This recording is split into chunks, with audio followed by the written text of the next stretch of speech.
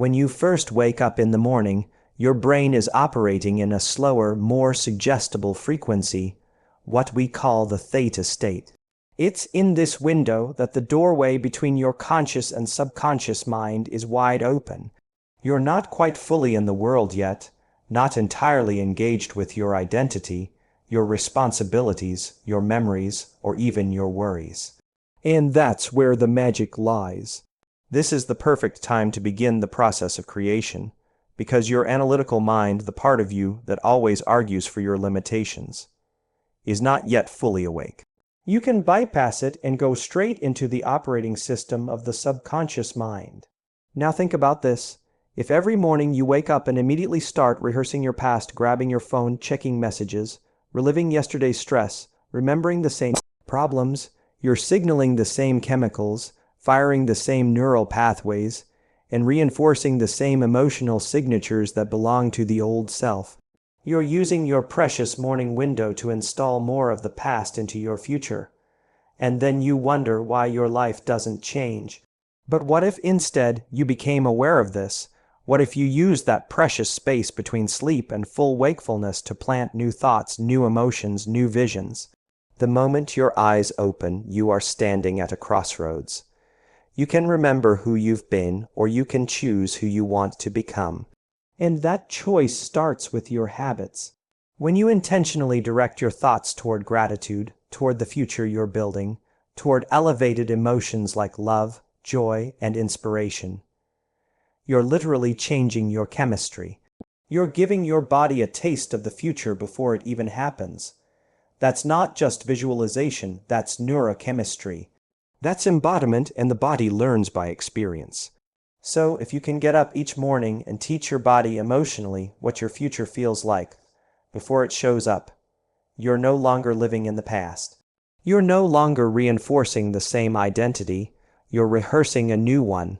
Every single thought you fire and every emotion you feel in those first moments is a signal you're sending to your biology, to your field, to the quantum. You're either drawing from the energy of your future or repeating the programming of your past. Most people wake up and unconsciously default to survival. They begin by remembering who they were, what they have to fix, what they're dreading.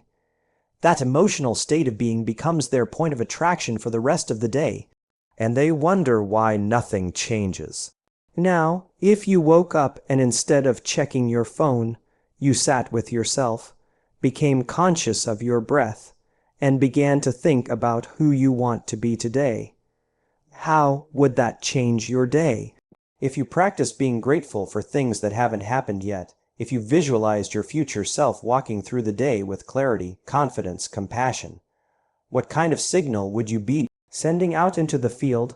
What kind of energy would you be rehearsing? This isn't philosophy, it's practice. You are training your brain to think differently. You are signaling to your nervous system that the future is now.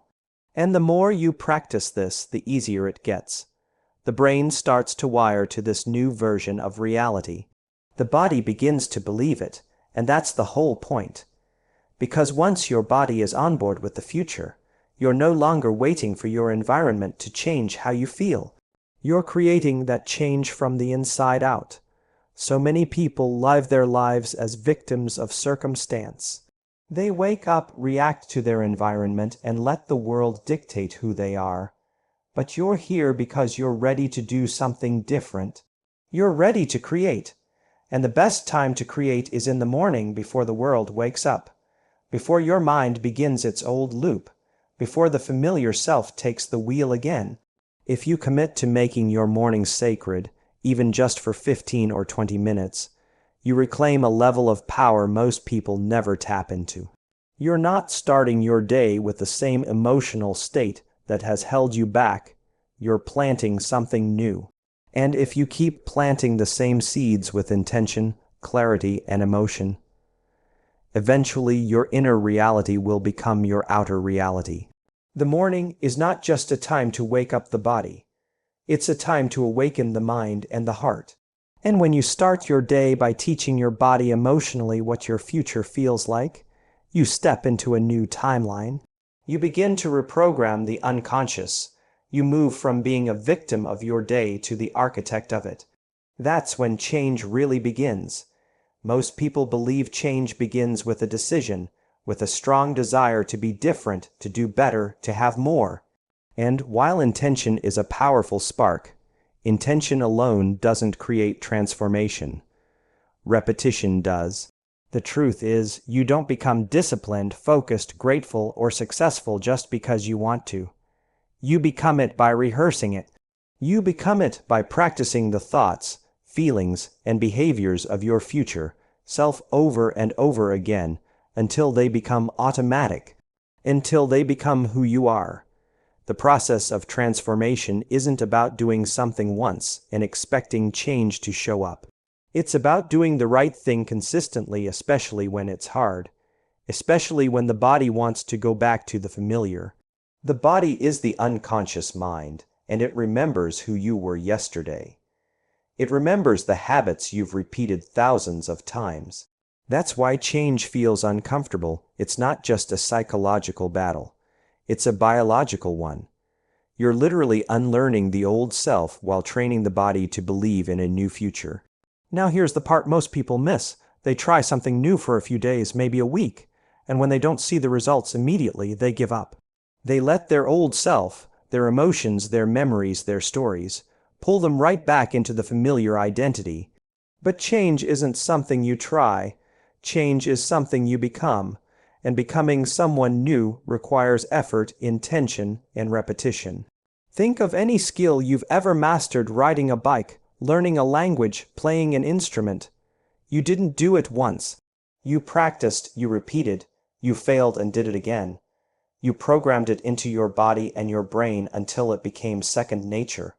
The same principle applies to becoming your future self.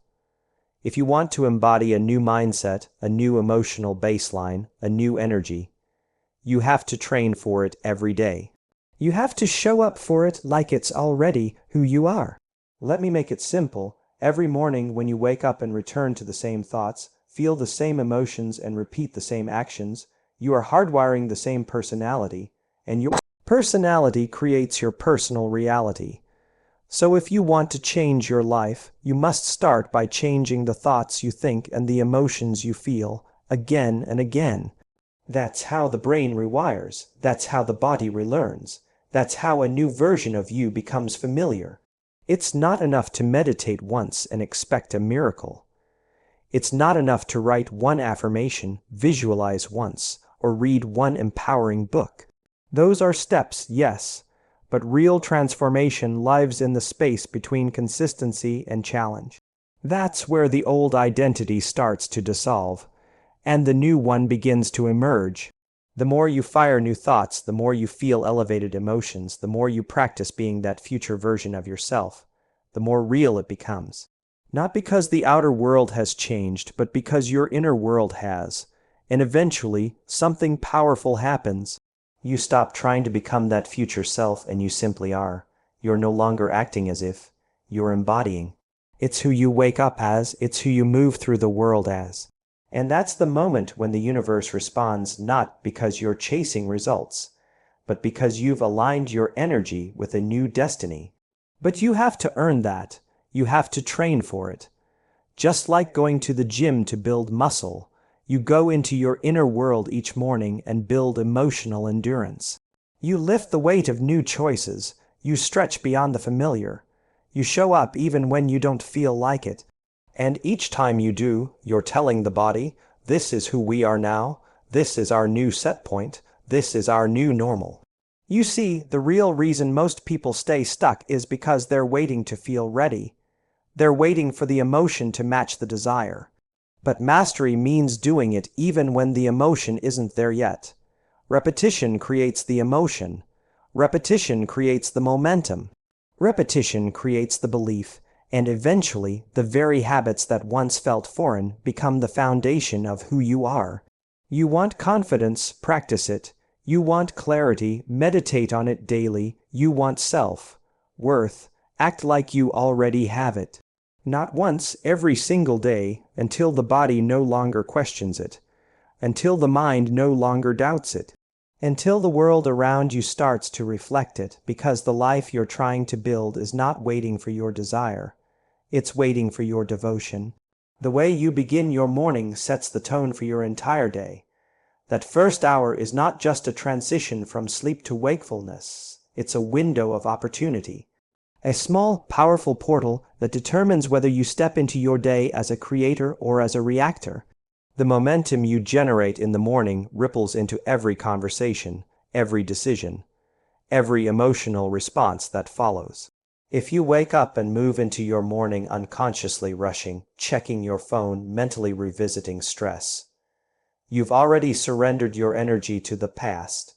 You've let the outer world define your inner state before you've even remembered who you want to be. Now think about what momentum actually is. Momentum is movement with direction. It's energy that builds. It's the compound effect of conscious choices made again and again. So when you wake up and begin your day with stillness, with intention, with emotional clarity, you're aligning yourself with the energy of who you want to become. You're creating inner order before the world has a chance to bring in chaos. You're giving yourself the chance to decide, how do I want to feel today? Who do I want to be? What energy am I going to practice? Most people give their power away in the first 10 minutes of waking up. They scroll through messages, absorb the emotions of the news, check into work mode before checking in with themselves. And then they wonder why they feel overwhelmed, anxious, distracted, or disconnected for the rest of the day. But none of that is accidental. It's momentum. It's the buildup of energy that began with the very first thing you focused on. The brain, the body, the nervous system. They all take cues from the emotional signal you send first thing in the morning. If that signal is stress or lack or frustration, your chemistry will follow that path. If it's gratitude, purpose, and alignment, then your day flows from a completely different state of being. This is why it's so important to design a morning routine that matches your future, not your past. You're not just meditating or journaling or exercising for the sake of checking a box. You're creating a sequence that conditions your body and your mind to stay in coherence. And when you're coherent, when your heart and brain are aligned, you move through the day with more clarity, more creativity, more resilience. You're not reacting to life, you're responding from a deeper level of awareness. What happens when you start your day by regulating your breath? By becoming aware of your thoughts, by intentionally rehearsing the emotions you want to feel? You build momentum, not from the outside in, but from the inside out. You stack one conscious act on top of another, and soon you're not chasing the day, you're leading it. You're no longer being pulled in 10 different directions, because you've already anchored yourself in your own energy. And what's even more powerful is this: momentum compounds. If you can master the first 10 minutes, you can master the first hour. If you can own the first hour, the next few hours come easier. The more you practice showing up for yourself in the morning, the more natural it becomes. The neural networks that fire together begin to wire together. The emotional signatures you install each morning become familiar to your body. And soon, your baseline state begins to change. You begin to wake up already connected, already grateful, already aligned with your future self. That's not just routine, that's transformation. It doesn't mean the rest of the day will be perfect. Life will still bring challenges, interruptions, unexpected turns. But when you've built internal momentum, when you've already tuned your energy to your future, those challenges don't knock you out of alignment so easily. You have something to return to. You have an emotional home that's not dictated by circumstances but cultivated by choice. And if you keep doing it, if you keep showing up each morning with purpose and discipline, then eventually your life begins to mirror the energy you've been rehearsing. People, opportunities, experiences. They begin to match the emotional frequency you've practiced again and again. Not because you're lucky, but because you're consistent. Because you created enough momentum on the inside to move the external pieces into place. So the question becomes simple: how do you start your day? Do you drift into it unconsciously and let the past take over, Or do you enter it deliberately as the architect of your reality? Because how you begin anything is how you live everything. Most people wake up in the morning and immediately step into reaction. Before they've even had a chance to think for themselves, they're already responding to the environment, checking notifications, worrying about the day ahead, remembering yesterday's problems. And in that moment, without realizing it, they've given away their creative power. They've entered into the old identity, the familiar emotions, and the automatic programs that keep their life exactly the same. That's the default setting of the unconscious mind. That's survival. And as long as you begin your day from that place, you're not creating. You're reacting. To create a new life, you can't keep responding to life the same way. You have to change your relationship with the external world. And the first step is choosing not to let the outer environment dictate your inner state. Because the moment you allow the outside to control your inside, you've become a victim of your reality. And when you're a victim, you're not creating anything new. You're simply recycling the same experiences through the lens of the same emotions. You were never meant to live in reaction. You were designed to live in creation, but that requires awareness. It requires presence. It means waking up and becoming conscious of the inner dialogue before it takes over. It means noticing the impulse to reach for the phone, to scroll, to check, to stress, and instead pausing. It means interrupting the pattern that says, "This is who I have to be today," and replacing it with the decision, "This is who I choose to be today." That choice is everything. It's the difference between waking up in the energy of your past or stepping into the energy of your future. And here's what most people don't understand. Your body doesn't know the difference between an emotion that's created by an experience and one that's created by thought alone. So when you wake up and begin to intentionally feel inspired, grateful, or free, before there's any reason to feel that way, you're telling your body, "This is our new reality." You're practicing being someone new, and that's not faking it. That's teaching your body to believe in a future that has not yet happened. That's the beginning of transformation, but you can't do that if you're constantly reacting. If you wake up and all your attention is consumed by what's wrong, what you lack, what you fear, you've already returned to the known self. You've already re-entered the past, and if you're thinking the same thoughts, feeling the same emotions, and behaving the same way, don't expect your life to change. Because nothing changes until you change, and you don't change by reacting to life. You change by rehearsing a new one. Every time you pause the pattern, every time you catch yourself slipping into the old identity and instead choose presence, intention, and elevated emotion, you're taking your power back. You're reminding yourself that you are not your circumstances, you are not your past, you are not the thoughts that try to pull you back into the familiar. You are the observer, the designer, the one who decides how to respond to life instead of being defined by it. This is where the true work happens, not in the easy moments, but in the hard ones, when the stress shows up, when the doubt kicks in, when the outside world pushes your buttons. That's when you get to decide, am I going to collapse into the old reaction, or am I going to stand in a new choice? Am I going to fall back into the predictable past, or am I going to align with the unpredictable future?